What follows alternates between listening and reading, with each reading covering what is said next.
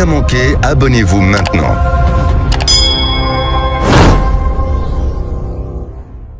Nous sommes dans l'est de la République démocratique du Congo, où la situation reste tendue.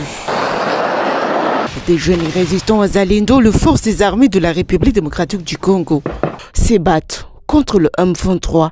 Une panique règne au sein de la population. Le trafic sur la route nationale numéro 2, Goma-Bukavu, est coupé à partir du centre de Chacha au Nord Kivu depuis samedi dernier à la suite des violents combats entre les forces armées de la République démocratique du Congo, les résistants à Zalendo, contre le M23.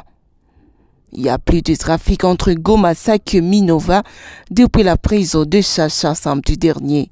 La cité de Sake et la ville de Goma sont privées de tout approvisionnement en provenance de Minova et Bwirimana.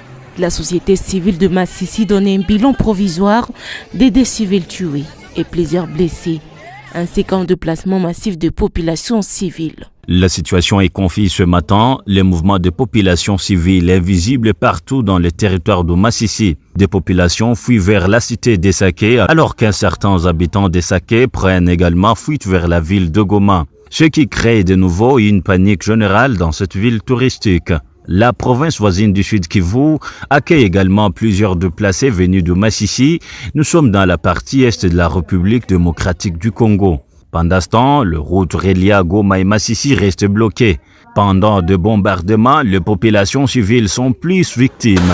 Un mort et 4 blessés, c'est le bilan provisoire des bombardements signalé samedi 3 février 2024 dans l'agglomération de Chacha située au bord du lac Kivu sur la route nationale numéro 2 Goma-Bukavu en groupement Mpunyishanga chefferie de Baoundé. Nous sommes dans le territoire de Massissi au Nord Kivu. D'après nos sources dans la région, c'était au cours des violents affrontements signalés dans plusieurs villages du dit groupement opposant les forces armées de la République démocratique du Congo, les résistants Wazalendo contre les M23.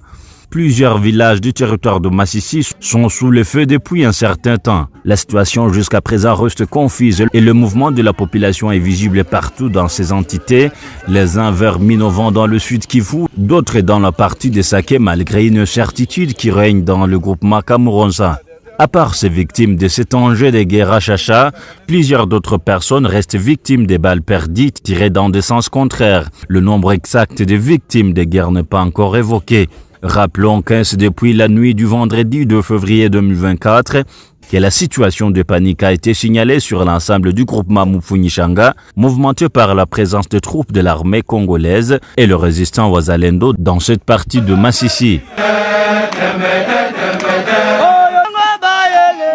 Depuis le début de la semaine passée, les affrontements se sont intensifiés dans les territoires de Massissi au Nord Kivu, causant plusieurs dégâts humains et matériels.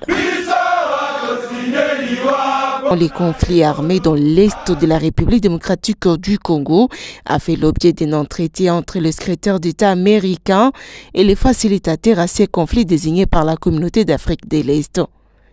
C'est le porte-parole du département d'État américain qui l'a dit sur son compte Twitter. Dans leur entretien, les deux personnalités ont également rappelé la nécessité du processus de Nairobi, entamé depuis 2022. Cette discussion entre deux officiels intervient dans un contexte d'intensification des affrontements dans les territoires de Massissi au Nord Kivu. Nous sommes dans l'est de la République démocratique du Congo. Les États-Unis prônent la résolution de ces conflits par deux voies diplomatiques. C'est tout l'essence à donner aux actions menées depuis la fin de l'année 2023, qui ont commencé par négocier un cessez-le-feu qui n'a tenu que quelques jours. Par contre, Kinshasa n'envisage toujours pas un dialogue. Le président congolais Félix-Antoine Tshisekedi a réitéré cette position lors de la cérémonie d'échange de vœux avec le corps diplomatique accrédité à Kinshasa le 30 janvier. S'agissant de cette crise, et particulièrement de l'occupation d'une partie de la province du Nord Kivu par la coalition composée des forces de défense rwandaises, les RDF en sigle, et du groupe terroriste du M23, la position de mon gouvernement se résume en 4 points, à savoir, premièrement, Mon gouvernement réitère le caractère non négociable de la souveraineté et de l'intégrité territoriale de la République démocratique du Congo, de même que le bien-être de ses populations. Deuxièmement, le gouvernement rappelle son droit et son devoir de prendre toutes les dispositions requises pour défendre l'intégrité territoriale et la souveraineté de notre pays et sécuriser nos populations ainsi que leurs biens. Nul n'a le droit de l'en empêcher. C'est pourquoi, en ma qualité de commandant suprême de nos forces armées, je rassure une fois de plus qu'aucun effort ne sera ménagé pour obtenir le retrait des troupes rwandaises de notre territoire, l'éradication des groupes armés et la restauration de la paix dans toutes les zones en proie à l'instabilité. Troisièmement, le gouvernement reste fermement attaché à la mise en application du plan de paix issu des processus de Nairobi et de Luanda, endossé par l'Union africaine et soutenu par les Nations unies. Ce plan demeure la seule voie valable pour un règlement pacifique du conflit qui oppose notre pays à son agresseur, la République du Rwanda. Comme l'attestent les rapports des groupes d'experts de l'ONU sur l'insécurité à l'est de la République démocratique du Congo, ainsi que les clichés tirés des drones de la MONUSCO et des forces armées de la République démocratique du Congo, les FARDC. Enfin, quatrièmement, un règlement du conflit par les voies diplomatiques pourrait être envisagé avec le Rwanda. Cependant, pas dans n'importe quelles conditions. En effet, aucun dialogue ne peut et ne pourra intervenir avec notre agresseur tant qu'il occupera, quelle qu'en soit l'étendue, une portion de notre territoire.